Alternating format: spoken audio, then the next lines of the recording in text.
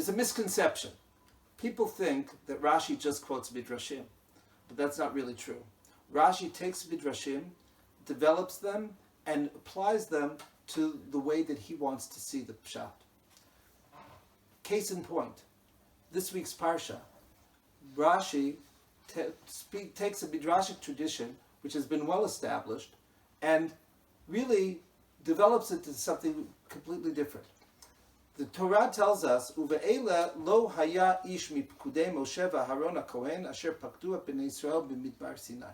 Speaking of the second census, there was no man who was alive at the first census 40 years earlier who was counted today with Moshe and Elazar in the second census. And Rashi, following up on the Midrashic tradition that looks at that word, "Uve'ela lo haya ish mipkudei bnei Yisrael," that there wasn't a man, says there wasn't a man, but there were women. That the women had not been involved in the Chet HaMeraglim. They had not been involved with the spies, and therefore they were not condemned to die in the desert. That there were many women 60 years and older who were now getting ready to enter into Eretz Yisrael. And that Midrashic tradition speaks of how the women also did not sin at the time of the Egel. But here Rashi, totally independently of any Midrashic tradition, gives a reason for why the women did not sin at the time of Chet HaMeraglim. He says the following, "Aval hanashim lo nigzera gzerat meraglim." The women were not condemned with the meraglim. Lefi shahayu mechavevot et haaretz. They loved the land. It was the love of the land that allowed them to stop. It was the love of the land that allowed them to say, even with all of the difficulties, even with all of the problems, even with all of the challenges, we can still go into the land. Their voice was not heard. Their voice was not listened to by their husbands and by their sons. And as a result, the Jews had to stay in the desert for another 40 years.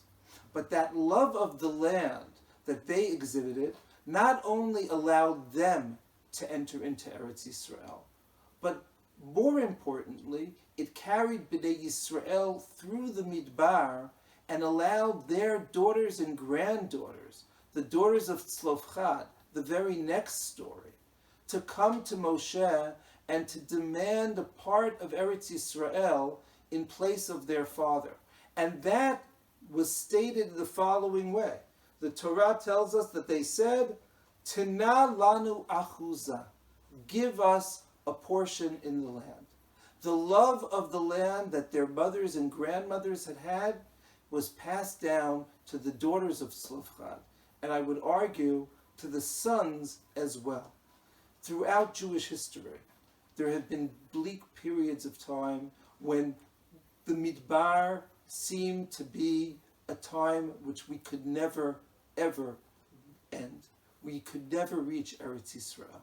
But we were carried by those countless generations of people who were mechavev et Eretz Yisrael, who loved the land.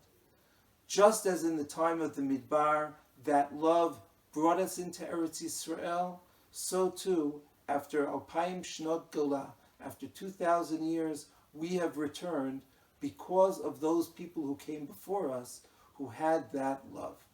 It happened in the time of the Midbar, and it happened to this very day. Shabbat Shalom.